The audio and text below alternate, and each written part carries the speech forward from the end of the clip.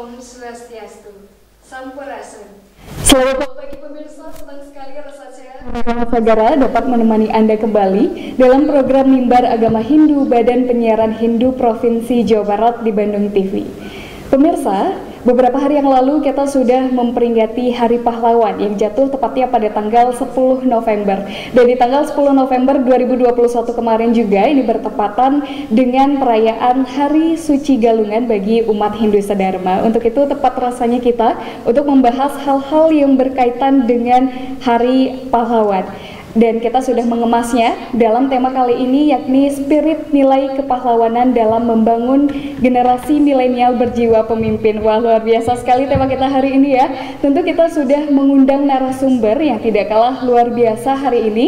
Sudah bergabung bersama kami secara langsung ada Bapak Jero Mangku Dr. Andes Inengah Kondre MMPD selaku Sekretaris Pinandita Sangraha Provinsi Jawa Barat dan juga sekaligus merupakan anggota Sabawalaka PHDI Kota Bandung. Beliau dalam kesehariannya ini juga sebagai PNS penyuluh agama di Kementerian Agama Kota Bandung. Untuk itu kita langsung sapa saja pemirsa narasumber kita hari ini, Bapak Inengah Kondre. Om Swastiastu, selamat pagi Pak. Om Swastiastu, selamat pagi Tema. Baik, terima kasih sudah bergabung bersama kami ya Pak di Mimbar Agama Hindu. Bagaimana Pak kabarnya hari ini? Kabar baik-baik saja. Tentu baik ya Pak Astengkar. Baik, apakah sudah siap Pak ini untuk berbagi informasi dan juga pengalamannya bersama saya dan juga pemirsa di rumah? Tentu sudah sangat siap ya Pak? Siap. Siap. Oke, langsung saja Pak, seperti yang sudah saya sampaikan tadi, ini kan merupakan momentum yang tepat ya dan juga penting rasanya untuk kita membahas hal-hal yang berkaitan dengan kepahlawanan. Langsung saja kalau begitu Pak, menurut Bapak nih Pak, mendengar kata Hari Pahlawan, apa yang ada di benak Bapak ketika mendengar kata tersebut dan bagaimana sebetulnya peringatan Hari Pahlawan itu sendiri? Iya, terima kasih Prema atas pertanyaannya. Om Swastiastu. Swastiastu. Para pemirsa Bandung TV dimanapun berada dan khususnya umat Hindu yang saya hormati dan saya banggakan. Seperti yang telah kita ketahui bahwa setiap tanggal 10 November seluruh rakyat Indonesia memperingati Hari Pahlawan. Nah, sesungguhnya peringatan Hari Pahlawan ini secara khusus adalah mengenang peristiwa yaitu pertempuran di Surabaya, yaitu pertempuran melawan penjajah, di mana pada saat itu seluruh rakyat ikut serta dalam berjuang membebaskan Indonesia dari cengkraman penjajah. Jadi oleh karena itu Hari Pahlawan ini tidak hanya dikenang setiap tanggal 10 November, tetapi lebih dari itu bagaimana kita bisa menteladani perjuangan para pahlawan dalam memperjuangkan kemerdekaan dan kita teladani dalam mengisi kemerdekaan. Nah, kaitannya dengan perayaan Hari Raya Galungan, bahwa makna Hari Raya Galungan itu adalah merayakan kemenangan, merayakan kemenangan dan kebebasan. Kebebasan itu kemerdekaan. Nah, merayakan kemenangan itu disimbolkan kemenangan Dharma melawan Adharma, yaitu kemenangan mengendalikan sadripu yang ada di dalam diri, seperti keserakahan, yaitu nafsu-nafsu keserakahan, kemudian kemarahan, kebencian, iri hati, dan sebagainya. Dan juga kemenangan dari kegelapan menuju cahaya pengetahuan. Nah, kemudian kemenangan dari ketidakbenaran, dari sifat-sifat yang negatif menjadi kebenaran yang hakiki, Nah, itu makna daripada perayaan Hari Suci Galungan. Nah, oleh karena itu spirit Hari Pahlawan dan makna perayaan Hari Suci Galungan itu sangat sejalan. Sama-sama memperingati kemenangan dan kebebasan, kemenangan dan kemerdekaan. Nah, itu kemerdekaan itu menjadi dambaan bagi kita semua. Nah, seperti itu. Baik, luar biasa sekali ya, tadi sudah disinggung sedikit sejarah mengenai Hari Pahlawan, kemudian ini juga ada kaitannya ya Pak, tentu sangat berkaitan erat Hari Pahlawan dan juga Galungan sama-sama memperingati kemenangan. Nah, selanjutnya Pak, dari tadi kita sudah membahas pahlawan-pahlawan, sebetulnya apa sih dan siapa sih yang bisa dikatakan sebagai pahlawan? Pahlawan itu adalah pejuang. Pahlawan itu perjuang. Jadi kalau dulu pahlawan itu adalah beliau-beliau yang memperjuangkan kemerdekaan dengan taktik, dengan strategi, mengorbankan seluruh jiwa raganya untuk dapat mencapai kemerdekaan.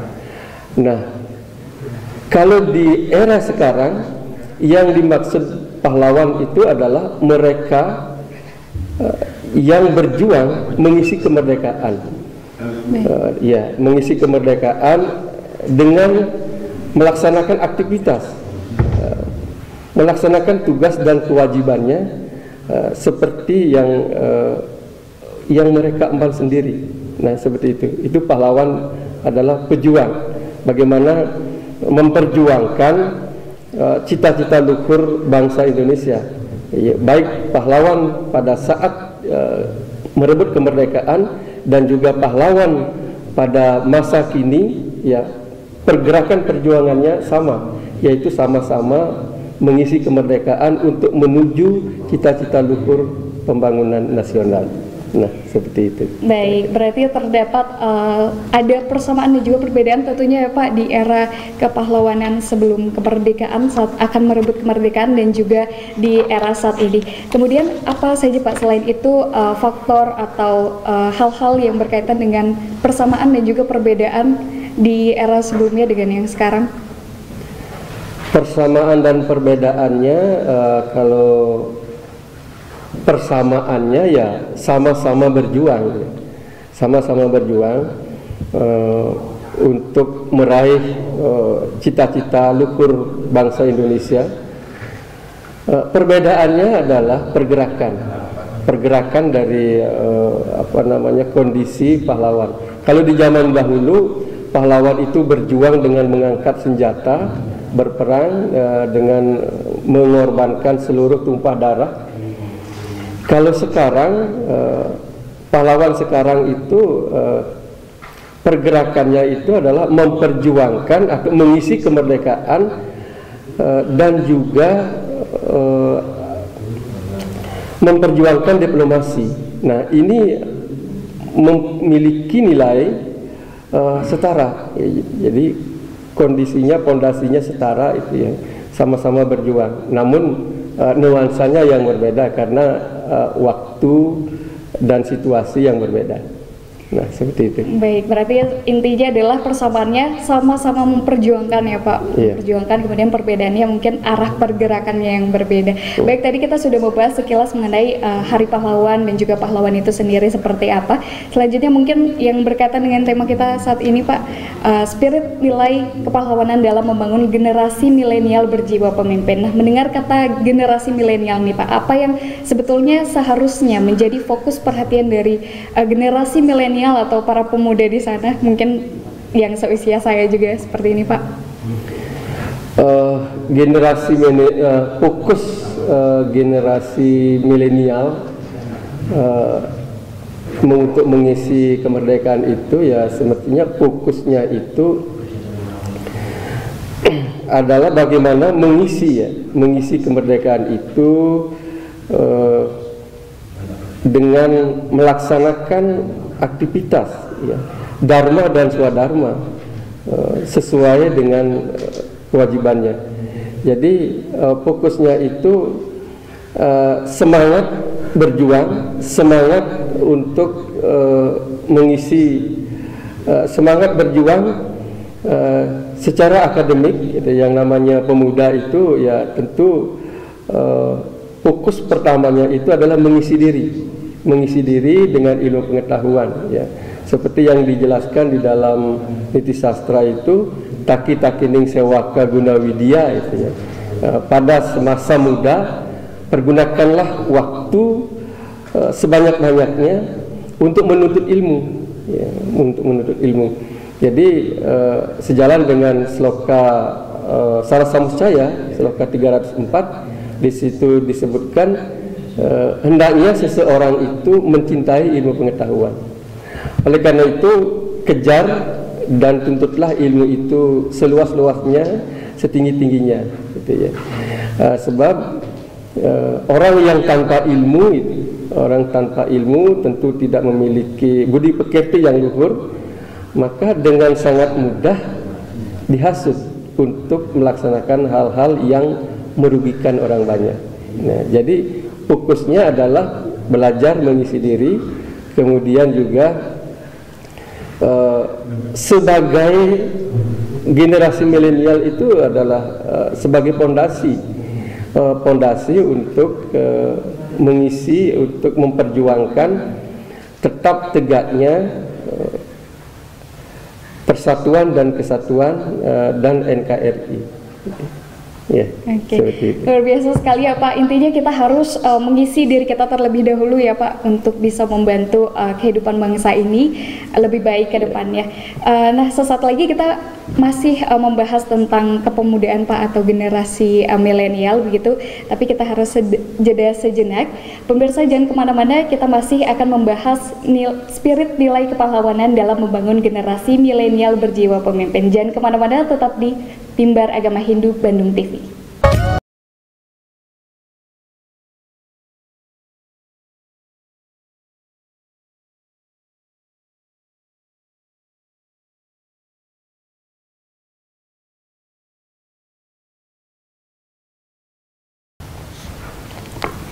Kembali lagi di Mimbar Agama Hindu, masih membahas spirit nilai kepahlawanan dalam membangun generasi milenial berjiwa pemimpin. Tentunya masih dengan bersama narasumber kita hari ini, Bapak Jero Mangku Inengah Kondre. Mari Pak, kita lanjutkan pembahasan kita. Tadi kan kita sudah membahas lebih lengkap ya terkait dengan Hari Pahlawan, kemudian pahlawan itu sendiri, dan juga sekilas mengenai apa yang menjadi fokus perhatian bagi generasi muda. Nah, selanjutnya Pak, apa sih sebetulnya langkah-langkah yang harus dipersiapkan atau dilakukan oleh generasi muda dalam menghadapi era sekarang nih Pak, untuk menjadi pemimpin yang lebih baik ke depannya? Ya, terima kasih Prema. Pemirsa Bandung TV dimanapun berada, di era globalisasi yang disertai dengan kemajuan teknologi, pesatnya informasi, dan gampangnya mengakses media sosial, menyebabkan generasi muda itu sangat gampang ya, untuk mendapatkan konten-konten yang isinya bermacam-macam, gitu ya. Nah, sehingga tidak mengejutkan juga ketika generasi muda itu mengidolakan pahlawan yang mereka tonton setiap hari, seperti yang terdapat di dalam Avengers tadi itu ya, yang dikatakan oleh Prema. Jadi mereka lebih sering melihat itu, jadi apa yang sering dilihat itu yang diingat ya, tentu itu yang diidolakan, daripada pahlawan kita yang sejati itu ya, pahlawan perjuangan kemerdekaan itu yang mereka hanya tonton ketika tanggal 10 November, dan juga mereka ketahui di buku sejarah dalam konteks untuk menjawab pertanyaan untuk meraih nilai. Nah, seperti itu. Jadi dibandingkan dengan konten-konten yang bertebaran seperti film-film tadi itu, ya mereka lebih mengidolakan kepahlawanan dari tokoh-tokoh film yang ditonton itu. Nah, itu sesungguhnya yang namanya ingatan itu pasti terkait dengan seringnya konten itu ditonton, didengar dan sebagainya. Nah, untuk itu langkah yang mesti dilakukan untuk mengembalikan semangat kepahlawanan itu membumi itu ya, menyatu di dalam ingatan, di dalam jiwa raga para pemuda itu. Langkahnya itu ya ada dua langkah ya. Yang pertama, bagi para generasi muda itu harus proaktif ya, proaktif untuk mengetahui ya, meneladani, mengidolakan para pahlawan perjuangan ya, perjuangan semangat pahlawan di dalam meraih cita-cita. Nah, itu. Kemudian langkah yang kedua itu dari pihak pemerintah ya. Pemerintah ya dalam hal ini sesuai dengan Undang-Undang Nomor 40 Tahun 2009 tentang kepemudaan itu, sesungguhnya pemerintah daerah dan juga stakeholder yang terkait dengan kepemerintahan itu berkewajiban sesungguhnya membina generasi muda agar kembali ya kepada jati diri bangsa. Ya, bisa saja mereka menonton berbagai ragam kepemimpinan, strategi dan sebagainya, tetapi sebagai warga bangsa Indonesia tentu generasi muda itu harus kembali kepada semangat perjuangan, pergerakan, artinya kembali kepada identitas bangsa kita sendiri gitu ya. Jadi langkahnya seperti itu, Rema. Jadi dua arah ya, dari pemudanya sendiri, kemudian dari pemerintah juga membina. Jadi bisa ketemu, kemudian ya tentu akan membangkitkan semangat generasi muda, tidak hanya mencontoh kepemimpinan yang lain yang walaupun ya belum tentu juga tidak baik ya, tetapi alangkah baiknya kita kembali kepada jati diri bangsa kita sendiri. Nah, seperti itu. Baik, luar biasa sekali Pak. Saya sebagai generasi muda ini yang menjadi pengingat tentunya bagi saya pribadi dan juga mungkin teman-teman saya yang ada di rumah yang masih muda-muda ini tentunya harus membangkitkan semangat dari dalam diri dulu ya Pak. Internal kita sendiri tentu harus proaktif seperti yang tadi Bapak sampaikan. Kemudian dari eksternalnya mungkin dari pemerintah dan lain sebagainya. Nah, saya ingin tanya Pak, sebagai pihak mungkin eksternal, Bapak sebagai pendahulu ya, tadi Bapak juga sempat menyampaikan perlu dilakukan pembinaan dan lain sebagainya. Salah satu bentuknya seperti apa Pak untuk mungkin teman-teman kita yang generasi-generasi muda ini tetap semangat membangun jiwa-jiwa proaktifnya? Ya, bentuk pembinaan itu ya bisa pelatihan, kemudian bisa dalam bentuk workshop, bisa dalam bentuk kalau sekarang itu webinar itu ya, tetapi konten yang disampaikan adalah semangat perjuangan ya, konten kepahlawanan, konten jiwa kepahlawanan yang pada akhirnya itu sesungguhnya estafet kepemimpinan ini ada di pundak generasi muda. Oleh karena itu generasi muda itu ya perlu dibangkitkan ya jiwanya, semangatnya agar senantiasa tahu ya, merasa dirinya. Artinya generasi muda itu memiliki rasa kepemilikan, rasa tanggung jawab atas keberlangsungan bangsa dan negara ini memang betul-betul membumi di dalam dirinya ya, seperti itu. Baik, luar biasa sekali Pak. Sebelum kita menutup perjumpaan kita hari ini, mungkin terakhir nih Pak ya, closing statement atau adakah pesan-pesan yang ingin Bapak sampaikan kepada generasi muda pada khususnya Pak? Iya, pesan-pesannya begini ya, sebagai generasi muda ya, khususnya ya, terutama generasi muda Hindu ya, lakukanlah gitu, langkah nyata, mengimplementasikan dharma agama dan dharma negara. Ya, kalau dharma agama itu adalah melaksanakan kaidah-kaidah keagamaan, itu apapun agamanya itu ya. Jadi melaksanakan kaidah keagamaan, aturan-aturan yang ada di dalam agama itu, kalau kita di dalam agama Hindu itu adalah mengimplementasikan Srada dan Bakti itu ya, Pancasrada, kemudian ada tri kerangka dasar agama Hindu itu ya. Pancasrada itu ya Srada dan Bakti kepada Ida Sang Yang Widi Wasa, Tuhan Yang Maha Esa itu ya. Dalam bentuk ritual ya diwujudkan dalam laku sembahyang begitu kan. Tapi dalam kehidupan sehari-hari Srada Bakti itu diimplementasikan dengan perilaku ya cinta kasih terhadap sesama manusia, melaksanakan interaksi kepada orang-orang, organisasi dan sebagainya. Kemudian melaksanakan moderasi beragama ya, yang sekarang digemakan ya. Bagaimana antar seorang pemeluk agama itu saling mengapresiasi gitu, saling menghormati keberadaan agama-agama yang lain gitu. Jadi militansi beragama itu ditumbuhkan, tapi militansinya bukan fanatis yang berlebihan. Jadi militansinya itu yang ditonjolkan gitu ya. Itu dharma agama. Kemudian